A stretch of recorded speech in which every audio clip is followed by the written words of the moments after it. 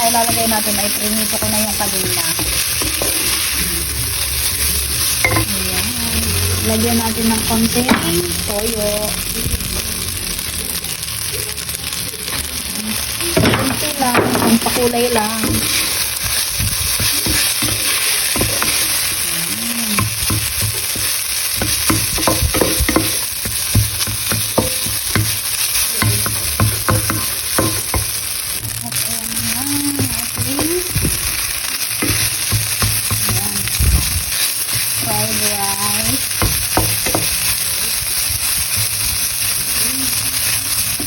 Ilalagay na natin itong salmon.